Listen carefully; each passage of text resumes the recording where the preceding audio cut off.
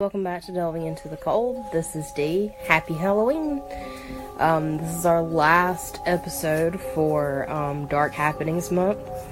And if you're listening to this, it's probably Halloween or, closely thereafter. I've enjoyed this month. I've enjoyed doing all these episodes. It's kind of fun to get out of the norm and kind of delve into some, not quite as serious things. So thank you guys for listening, and I intend to do this again every year, because I did enjoy it. That being said, it is exhausting. I did get 6 episodes out this month like I intended, but let me tell you, it was definitely a lot of work. That being said, let's kind of get into the episode. We're going to talk about the history of Halloween today, and my top 5 quote-unquote favorite paranormal things. The word Halloween itself comes from the Scottish poet Robert Burns, who kind of coined it in a poem that he had written. Before that, you would have heard it referred to as maybe All Hallows Eve, because it's the day before All Saints' Day, which is November the 1st. All Saints' Day is the day on which Christians celebrate their departed, including their saints. And it comes from the Celtic end of summer called Samhain. And the Celts believe that during this day, the veil between the worlds were the thinnest. So between our world and the world of the dead, I guess you could say. And they made offerings during this time to the spirits to receive, not necessarily protection, but to get them to kind of ignore them during this night when it was kind of quote-unquote the most dangerous night to be out. Now, All Hallowtide, which is a Christian spring celebration, and it encompasses All Saints' Eve, All Saints' Day, and All Souls' Day. This is what is now known as Halloween, because it was moved from the spring to the fall in 837 to possibly appease the Celts, and they wanted to represent the death of their saints and such with the death of the crops, or the autumn of the year. Now, there are a lot of traditions on Halloween, and obviously one of the most common or most well-known is the tradition of dressing up as someone or something else. And we get that because the ancient Celts used to dress like evil spirits to confuse the demons. So basically they thought that if they were dressed like spirits, the demons would just ignore them and move on to the next.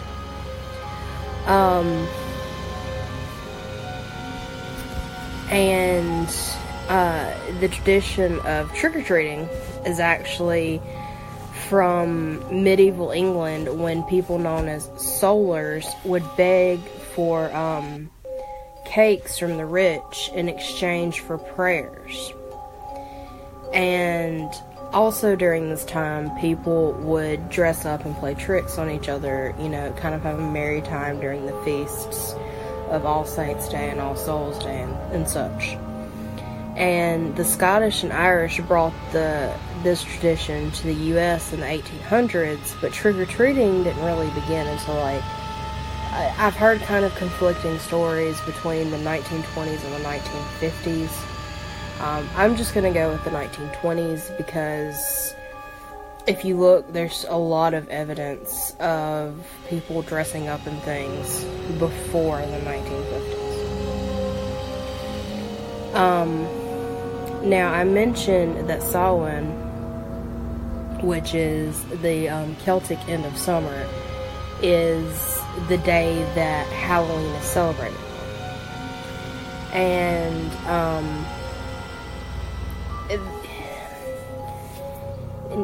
that being said, obviously, this is like a pagan religion. And Christians took a lot of, and still take a lot of, issues with Halloween. But the Celts saw this as a time of dormancy and rebirth, not of death. And Christians, like I said, they like to take issue with Halloween because pagans, and because of pagans, witchcraft, black cats, and other non-Christian elements. They basically thought it was evil. Pagans don't even have a devil-like figure in their religion. Pagans are not evil.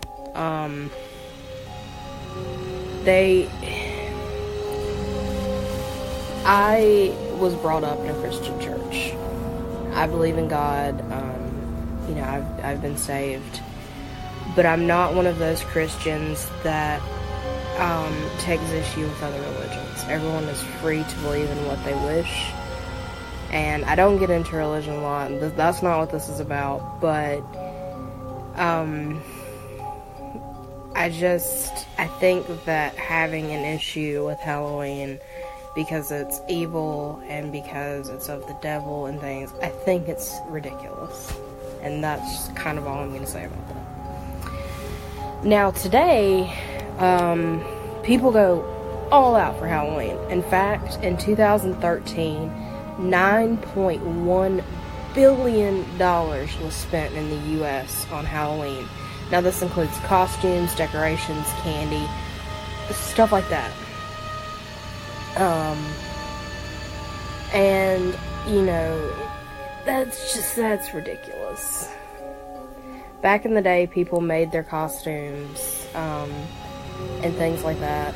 And even when I was a kid, I can remember Halloween was cool and Halloween was fun, but we didn't, spend our life savings on Halloween. But now, some of the traditions, other than trick-or-treating like we've talked about, other than dressing up like we've talked about, one of the biggest traditions that I personally love is the carving of a jack-o'-lantern. I love carving pumpkins. It's something that I've always enjoyed. This comes from the Celtic, I guess you could call it kind of a fable, about a man named Jack-o'-lantern that made a deal with the devil to never take his soul. So, he kind of just spent the rest of his life as a jerk, and he kind of taunted everyone, including the devil. And so, eventually, Jack comes up and he's like, please take my soul. And the devil's like, no, I don't think so. Throws a hellstone at him to get him to leave. And Jack picks it up and puts it in a turnip, and it still burns, basically. That's where the tradition comes from, because people used to carve turnips instead of pumpkins. And I don't know if you've seen one of these carved turnips. In fact, I'll put one in the video. They're kind of terrifying, though. So yeah, that's where that comes from. Apple bobbing, which is another tradition that it's kind of died out over the years, but you can still find it every now and then. But it's actually from a long time ago. Girls used to do it to try and divine future husbands. What they would do is they'd take an apple and they'd put their initial in it. The boys would bob for it. Whoever's apple he got, that's who they're supposed to marry. That whole bit. So that's kind of the history of Halloween, and that's so not going in depth. That's just kind of a quick rundown of Halloween. But basically, it comes from the pagans, namely the Celtic pagans. And there is a lot of traditions from that time period to the early, even into the medieval time period, that we still use today. We've just kind of put a twist on. Alright, so my top 5 favorite quote-unquote supernatural things. I'm going to start with ghosts for number 1. I used to do paranormal investigations. I've had several personal experiences with spirits, and they've just always fascinated me. I haven't gotten to go on a paranormal investigation in a long time because of, life just getting in the way, but it's something that I still enjoy. Number 2, the Salem witch trials, and kind of not just them, but other acts like this, because it's one of those things, if we don't learn from history, we repeat it. And seeing the savagery, ridicule, and cruelty that was cast upon people that were considered quote-unquote outsiders, it breaks my heart. And I want us to, not do that again. I don't want us to ostracize people because they're different. And unfortunately, it's something that still happens. But I wish it was something that we can learn from and better ourselves from. Also, I'm a history buff, so anything with history and the paranormal, I'm hooked. Werewolves. For number 3, I've always been interested. I love wolves, and I actually have 3 novels that I've written. And my first novel has several short stories, and some of them are about werewolves. Number 4, vampires. Same thing. My first book, I have stories about vampires in it. I've always read about vampires. I'm super interested in the lore behind them from different regions of the world. I devour any type of information I can find about vampires. And number 5, magic. The thing about magic is it's kind of like science, but way cooler. I've always been interested. I used to do, magic tricks and stuff like that. I used to be super into watching magicians like Chris Angel and, not necessarily David Blaine, but I've watched a little bit of him.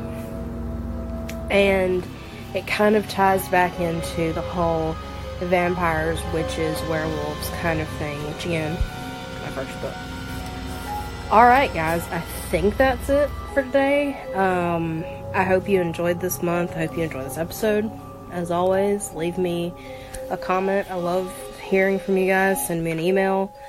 I've started linking my Patreon page on the videos if you guys want to donate. If not, that's totally cool. You listening is more than enough.